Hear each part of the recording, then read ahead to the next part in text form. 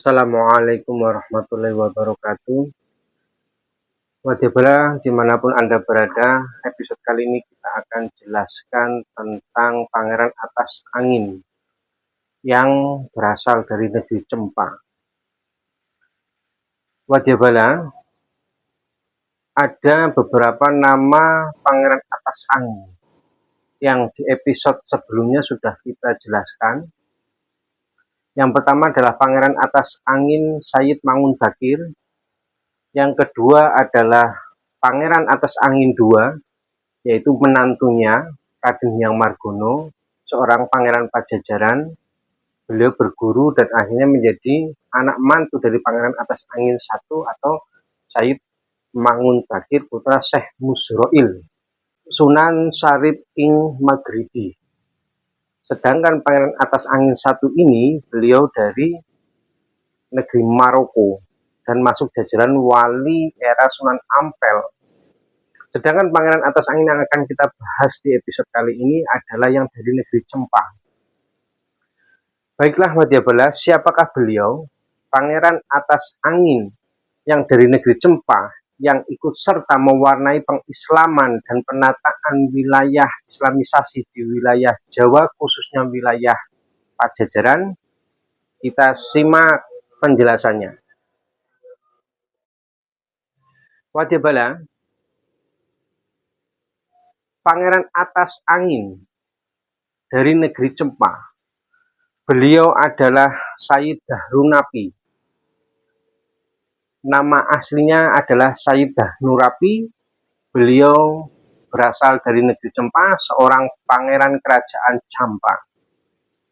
Sayyid Dahrunnapi ini diriwayatkan dalam catatan-catatan internal kerajaan, karya para pujangga keraton. Beliau, Sayyid Dahrunnapi, naik haji ke tanah Arab, Mekah. Lalu setelah selesai beliau naik haji, di dalam perjalanan pulang, Pangeran Atas Angin ini melihat cahaya nubuat atau cahaya terang di angkasa yang diikuti oleh Sayyid Dahrunnapi ini. Ternyata cahaya terang ini di wilayah tanah Jawa. Lalu beliau menuju ke tanah Jawa dan mendarat di pelabuhan Gresik. Kita sama-sama tahu dalam sejarah bahwasanya Gresik dulu termasuk pelabuhan besar di era kerajaan Majapahit dan Pajajaran. Wadyabala, para pecinta sejarah, budaya, dan ajaran Wali Songo dan keraton, Sayyid Dahrunnapi ini lalu saat tiba di tanah Gresik, beliau mencari arah cahaya terang di angkasa itu. Singkat cerita, tidak ditemukan, lalu beliau melihat cahaya itu mengarah ke barat. Lalu diikutilah oleh beliau, sehingga beliau akhirnya menemukan titik cahaya terang itu di Dusun Jatisari, Gunung Jambudipa,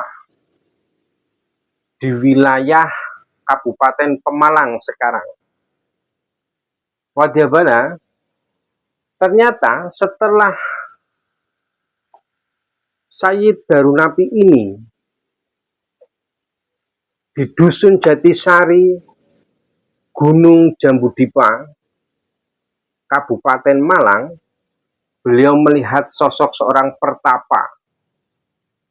Lalu singkat cerita, Sayyid Dahrunnapi ini bertanya jawab dan bahkan sampai beradu argumentasi dan sampai beradu kesaktian dengan seorang pertapa tersebut. Wadyabala, Sayyid Dahrunnapi ini di tanah Jawa atau setelah Hangajawi, beliau bergelar dengan Pangeran Atas Angin. Yang mana sebenarnya seorang pertapa ini adalah sosok putra mahkota. Dan beliau sebenarnya adalah raja dari kerajaan Pakuan Pajajaran. Beliau bernama Prabu Linggakarang. Sang pertapa Prabu Linggakarang ini sudah lama bertapa dan menepi di wilayah Jatisari, Gunung Jambudipa yang sekarang masuk wilayah Kabupaten Pemalang. Perlu diketahui, sebagian wilayah Jawa Tengah dulu masih banyak yang masuk wilayah Pajajaran, termasuk Kabupaten Pemalang. Wadyabala, Prabu Linggakarang suka menepi dan bertapa menyendiri untuk mengheningkan beliau mencari ketenangan batiniah kepada Sang Yang Tunggal atau Sang Yang Widi. Lalu didatangi oleh Said Darunapi atau pangeran atas angin dari negeri Cempa. Yang mana sebenarnya beliau berdua ini masih saling berkerabatan. Karena zaman dahulu belum ada WhatsApp, belum ada Instagram, belum ada HP, TV, dan lain sebagainya, medsos, sehingga sesama saudara antar kerajaan jauh wajahnya kurang diketahui. Singkatnya, dalam diskusi itu akhirnya sang pertapa itu masuk Islam dan diajari ilmu hakikat dan dibaiat oleh Said Darunapi atau pangeran atas angin ini, yang akhirnya meninggal di tempat beliau diajari ilmu hakikat oleh pangeran atas angin di daerah Gunung Lawet, sekarang masuk wilayah Purbalingga dan sekitarnya. Wadyabala, di kesempatan episode yang akan datang akan kita jelaskan secara mendetail siapakah Prabu Linggakarang dan di manakah diajarkannya ilmu hakikat oleh pangeran atas angin. Baiklah, kita kembali ke pangeran atas angin atau Said Darunapi dari negeri Campa. Beliau putra dari Kanjeng Sultan Magdum Jam'a Tajuddin Al-Kubro kedua, yang mana Sultan Magdum Jam'a Tajuddin Al-Kubro ini menikahi putri dari Pangeran Atas Angin II di Cirebon. Yang tadi sudah dijelaskan bahwa Pangeran Atas Angin II adalah Raden Hyang Margono. Beliau juga mempunyai usia yang sangat panjang, seperti Prabu Linggakarang tadi. Perlu diketahui bahwa orang-orang terdahulu karena gaya hidup dan mempunyai kelinuihan, mempunyai umur usia yang panjang. Kebanyakan orang-orang dahulu banyak yang memiliki usia sangat panjang sampai tua. Di samping itu karena gaya hidupnya masih terjauh dari makanan-makanan atau gaya hidup yang mengakibatkan dohirianya cepat sakit, orang-orang dahulu khususnya Majapahit dan Pajajaran mempunyai ilmu rawa rontek dan ilmu pancasona, sehingga salah satu yang menyebabkan Allah Subhanahu wa Ta'ala bisa memberikan anugerah usia-usia yang panjang kepada orang-orang kerajaan Majapahit dan Pajajaran. Kembali ke Pangeran Atas Angin. Ayah beliau seorang raja di negeri Campa, yang mana Sultan Magdum Jam'a Tajuddin Al-Kubro II ini adalah putra dari Kanjeng Sunan Magdum, yang mana Kanjeng Sultan Magdum ini leluhurnya adalah Sayyid Abu Jidin atau Imam Muhammad Apandi atau Sayyid Dinil Kubro. Beliau berguru hanya kabat di Baghdad kepada Syekh Abdul Qadir Al-Jilani. Lalu beliau ditunjuk untuk ke tanah Jawa sehingga beliau nanti bergelar Sunan Tuding. Lalu beliau ke negeri Campa dan menjadi imam di negeri Campa sebelum Syekh Ibrahim Asmoro, ayah Sunan Ampel. Sedangkan Sunan Tuding ini atau Sayyid Dinil Kubro ini leluhur dari Pangeran Atas Angin yang dari Campa, beliau menikah dengan seorang syarifah, yaitu yang bernama Siti Syarifah dari Jeddah. Sama seperti istri Syekh Ibrahim Asmoro Ayah Sunan Ampel juga dari Jeddah.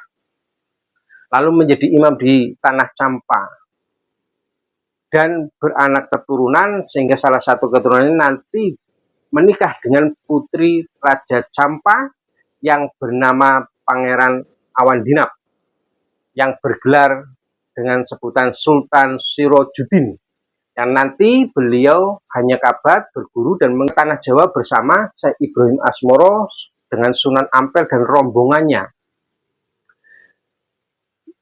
Artinya Pangeran Atas Angin yang dari negeri Cempa ini masih keponakan dari Sunan Ampel atau keponakan cucu, karena ibunya Sunan Ampel adalah kakak dari kakeknya Pangeran Atas Angin.